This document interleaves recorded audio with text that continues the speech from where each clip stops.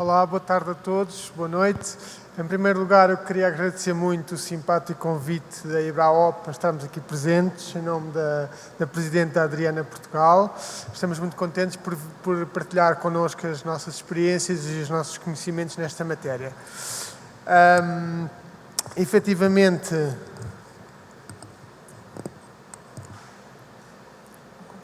Assim? Isso. Ok. Obrigado. Nós temos experiência em gestão de fundos comunitários de financiamentos europeus desde 1986, com a entrada de Portugal na Comunidade Económica Europeia, atualmente conhecida como a União Europeia.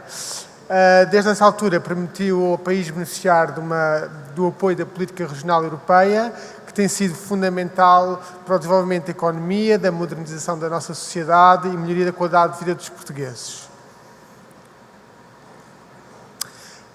Desde 1986 Portugal já beneficiou de 7 envelopes financeiros de apoio europeu e eu destaco dois deles, que são os mais recentes. Neste momento encontramos-nos com 2 períodos de financiamento europeu em curso, o Portugal 2020, cuja data de limite de elegibilidade termina no final deste ano. Portanto, estamos em fase final de execução de um programa, do Portugal 2020, e estamos numa fase de arranque de um novo programa comunitário de apoio até 2029, que é o Portugal 2030. Os objetivos do Portugal 2020 são 6.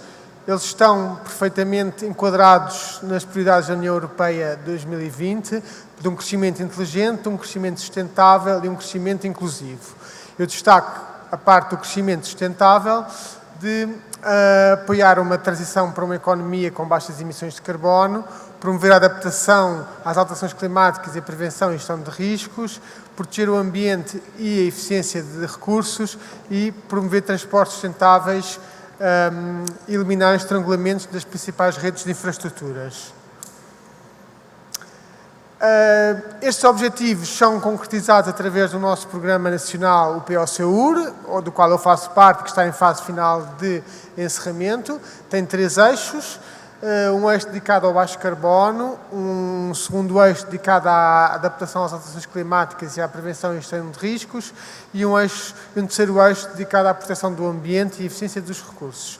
No eixo, o programa conta com uma dotação de cerca de 2.203 milhões de euros de fundo, distribuído com 737 milhões para o eixo do baixo carbono, e dou alguns exemplos de áreas como promoção da eficiência energética na administração pública e a promoção da mobilidade sustentável com transportes limpos. No eixo 2, com 428 milhões, promovemos e financiamos projetos de adaptação às alterações climáticas e gestão de riscos, como seja redução e mitigação de cheias, combate à erosão costeira, combate aos incêndios florestais. E no eixo prioritário 3, da promoção do ambiente e eficiência da utilização dos recursos, financiamos projetos na área da valorização dos resíduos urbanos e do abastecimento de água e do saneamento das águas residuais. Praticamos taxas de cofinanciamento no máximo até 85% a fundo perdido. O programa que está agora a iniciar, que é o Portugal 2030, assenta em 5 objetivos estratégicos da União Europeia: uma Europa mais inteligente, uma Europa mais verde, uma Europa mais conectada, uma Europa mais social e uma Europa mais próxima dos cidadãos.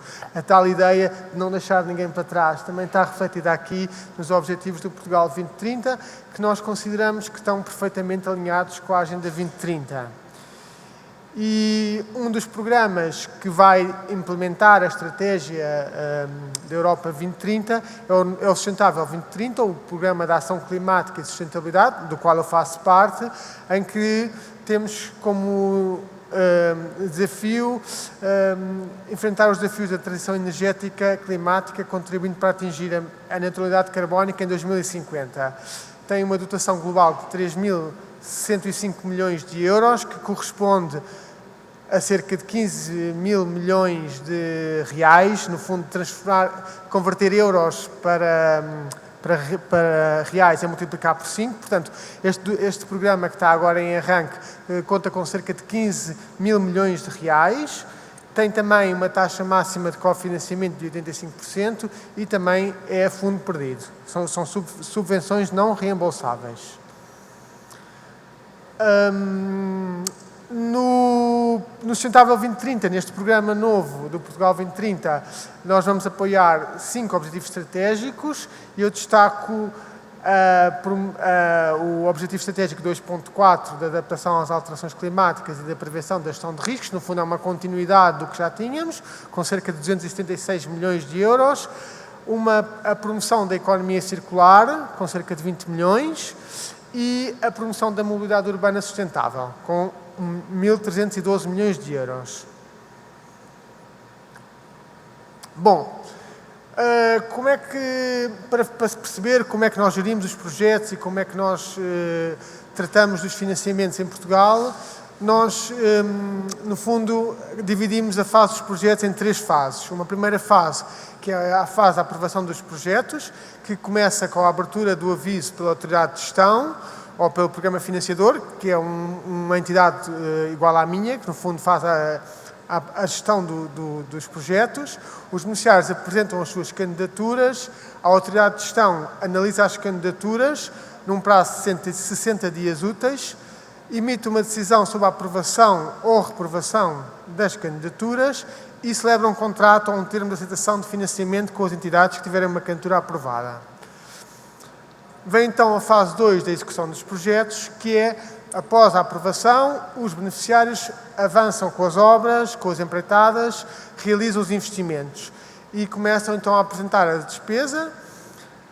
Nós, a autoridade de gestão, analisamos se a despesa é elegível e se cumpre as condições para ser validada e, no caso de cumprir, procedemos aos pagamentos da despesa elegível.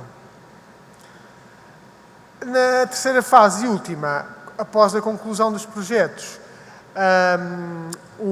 os beneficiários terminam os investimentos, têm que tornar os investimentos operacionais e disponíveis para o fim a que se destinavam, apresentam o seu relatório final, a autoridade de gestão analisa o relatório final e, se estiver tudo ok, faz o pagamento do saldo final e o encerramento dos projetos.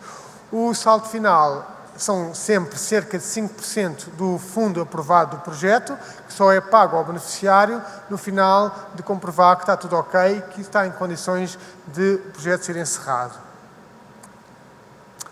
Bom, agora vou detalhar um pouco mais cada uma das fases e começo pela fase da aprovação dos projetos.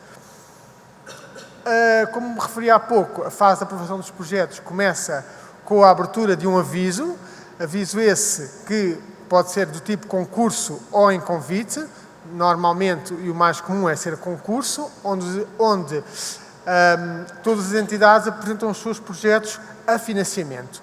No fundo, o aviso é um documento que contém todas as regras que os beneficiários têm que cumprir e que define quais é que são os projetos que são elegíveis e que se enquadram naquele aviso, nas prioridades. É um documento que é elaborado em colaboração com as entidades que têm a responsabilidade pela política pública, assim como a tutela setorial. No caso de convites, é para aquelas situações para casos excepcionais em que há apenas uma entidade que pode realizar aquele projeto, então faz um convite específico para uma determinada prioridade, para um determinado objetivo que tem que ser colmatado por via daquele convite.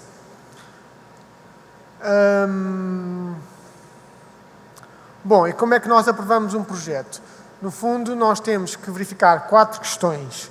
Temos que verificar se o projeto, se a candidatura se enquadra nas condições do aviso, se o beneficiário cumpre os critérios de elegibilidade, se o projeto, se a candidatura, se a operação cumpre os critérios de elegibilidade e fazemos uma apuração do mérito da candidatura. O que é o mérito da candidatura? No fundo, é uma avaliação da candidatura em que nós temos vários critérios de seleção e, em função dos critérios, pontuamos para saber se o projeto pode ou não ser aprovado face à sua qualidade. Deixamos aqui alguns exemplos de critérios de elegibilidade dos beneficiários. São critérios gerais para todos os beneficiários que concorrem aos fundos. Dou um exemplo, por exemplo, ter a situação regularizada perante a Fazenda, a Administração Fiscal, Fazenda Pública, que eu julgo que é como vocês chamam, ou a Segurança Social, terem uma situação económica ou financeira equilibrada, não terem salários em atraso, possuírem os meios técnicos, físicos e financeiros e os recursos humanos necessários ao desenvolvimento da operação, e não podemos financiar entidades que foram condenadas em processos de crime por factos que envolvam fundos europeus por um período de 3 anos. Estes são alguns exemplos de critérios de elegibilidade dos beneficiários. Eu depois vou deixar a apresentação e vocês poderão ler com mais atenção todos os critérios que estão na apresentação. Dou alguns exemplos de critérios de elegibilidade das operações, ou seja, dos projetos. Eles têm que demonstrar a conformidade com os programas e planos territoriais em vigor, têm que dispor dos licenciamentos e pareceres exigíveis à fase em que se encontra o projeto, têm que conter indicadores de realização e resultado que quantifiquem os objetivos que se pretendem atingir, têm que demonstrar que o investimento é sustentável, isto é, que a seguir à sua realização ele vai perdurar no tempo e vai continuar a funcionar e elaborar. E no caso de projetos geradores de receitas, têm que apresentar estudos de viabilidade financeira ou análise de custo-benefício, consoante o valor do projeto. E é sobre este ponto que eu deixo aqui mais um slide, que é precisamente sobre esta análise financeira e económica dos projetos.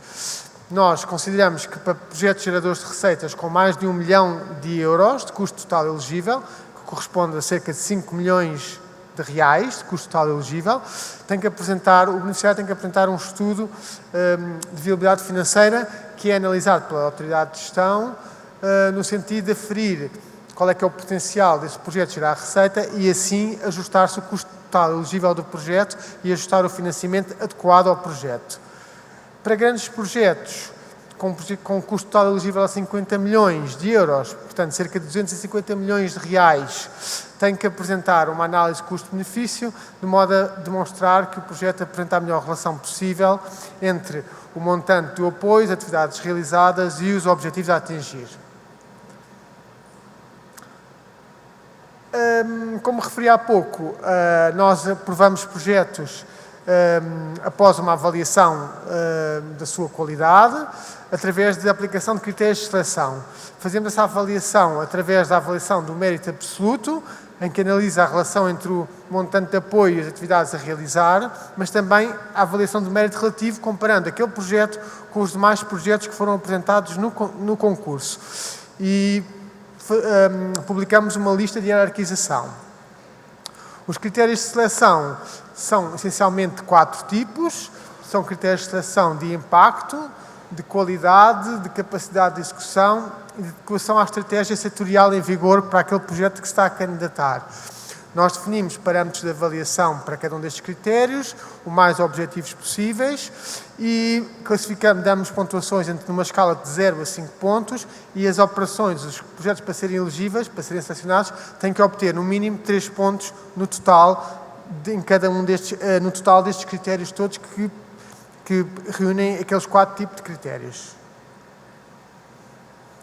Bom, e em relação à fase de execução do projeto, portanto o projeto é aprovado e entra em fase de execução. Então, o beneficiário começa a submeter as suas despesas através da plataforma que nós dispomos para o efeito e nós verificamos as despesas estão em conformidade com as faturas e os recibos e os documentos de pagamento estão em conformidade com o que foi aprovado, se a despesa se enquadra no projeto, se cumpre as regras que estão definidas para a despesa que está definida no aviso e se estiver tudo ok, procedemos à validação e ao pagamento da despesa. Chamamos a atenção a um aspecto muito importante que para nós já foi alvo de várias penalizações no passado e que foi um aspecto que tivemos que investir muito em capacitação e informação, que tem a ver com o cumprimento das regras da contratação pública. Nós, como financiamos, sobretudo, investimento público, infraestruturas públicas, os beneficiários têm que cumprir os procedimentos, as regras dos procedimentos de contratação pública. E, no caso não cumpram, os beneficiários submetem os procedimentos, nós verificamos, se não cumprirem, podem ser aplicadas penalizações, que podem ir de 5% a 100%, no caso mais grave, da elegibilidade de um determinado investimento. Deixamos aqui alguns exemplos de erros mais comuns na contratação pública, que nós temos vindo a melhorar, mas que no princípio era muito frequente estes erros e que causavam penalizações, infelizmente, causavam penalizações nos projetos. Nomeadamente a adoção ilegal do procedimento de contratação pública, o fracionamento ilegal de contratos, a utilização de critérios de adjudicação ilegais ou a aplicação incorreta dos mesmos, a utilização de marcas, certificações e especificações técnicas, desvalorização e exclusão de propostas com preço anormalmente baixo e a existência de conflitos de interesse entre a entidade que faz o adjudicatário e o dono de obra. São alguns erros mais comuns que temos vindo a melhorar, mas que foi alvo de facto, perdas de fundos por parte dos beneficiários em que tiveram que aplicar correções financeiras, algumas delas bastante significativas. Na fase 3, encerramento dos projetos. Depois do projeto estar concluído, o beneficiário submete então o relatório final, como falámos há pouco. Nós verificamos que se está concluído e se está operacional, se está em funcionamento, se toda a infraestrutura está a servir para o que foi concebida, se os objetivos e as metas foram atingidos, se as contas finais de cada investimento estão corretas, se possui as licenças e os pareceres necessários à sua elaboração e à sua exploração.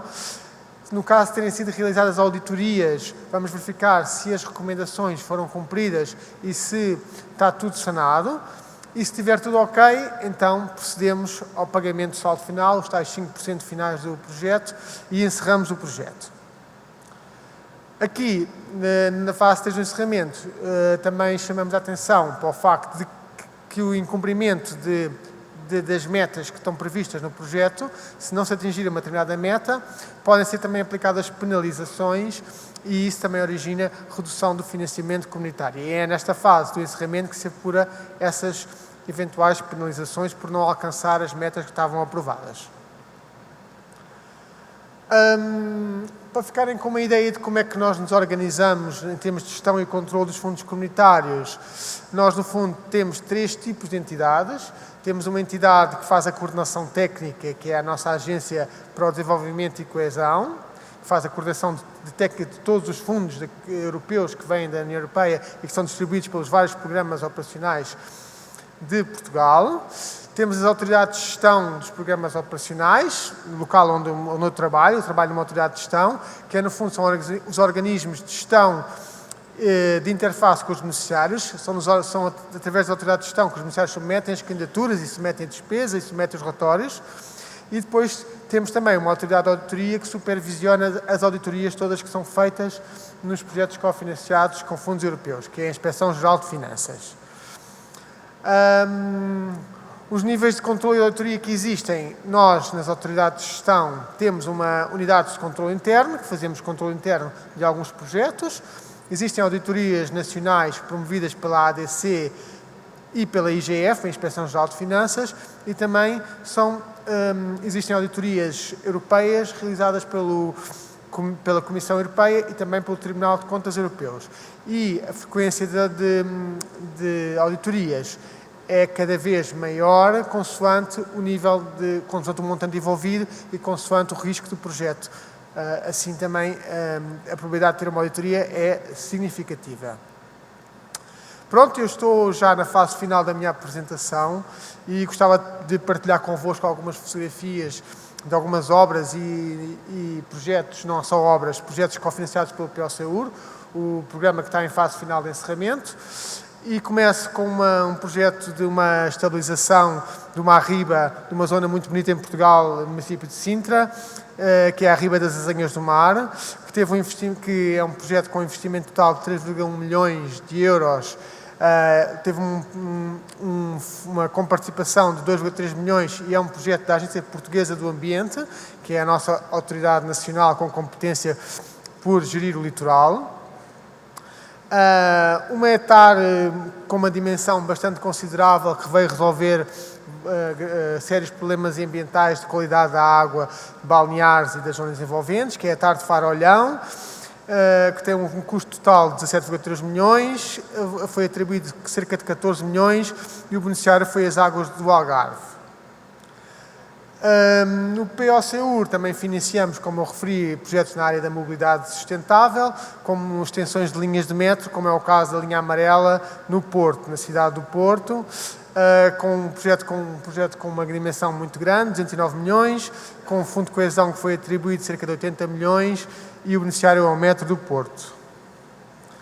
Mais um exemplo de um outro grande projeto que tivemos na região autónoma da Madeira, do aproveitamento hidroelétrico da Calheta, com cerca de 66 milhões de euros e um fundo atribuído de 48 milhões a fundo perdido para a empresa de eletricidade da Madeira. Não financiamos só grandes projetos, aliás temos vários projetos de pequena dimensão e, como referi, o Eixo 2 financia projetos na área da redução e combate aos incêndios florestais, que assolam por vezes o nosso país, e por isso este é um exemplo de um projeto da remodelação e ampliação de um quartel de bombeiros do município de Felgueiras, com cerca de 0,8 milhões de euros, um fundo atribuído de 0,6 e o beneficiário é a Associação Humanitária dos Bombeiros Voluntários de Felgueiras. E para quase a terminar, mais um projeto de combate à erosão costeira no município de Torres Vedras e mais um projeto na área da mobilidade urbana sustentável e de promoção de transportes limpos com mudança de combustível poluente para combustíveis não poluentes, como é o caso deste projeto promovido pela Carris, através do qual renovou a frota de veículos de transporte público urbanos coletivos de passageiros. Muito obrigado e fico ao vosso dispor para o que entenderem e para as questões que tiverem. E obrigado.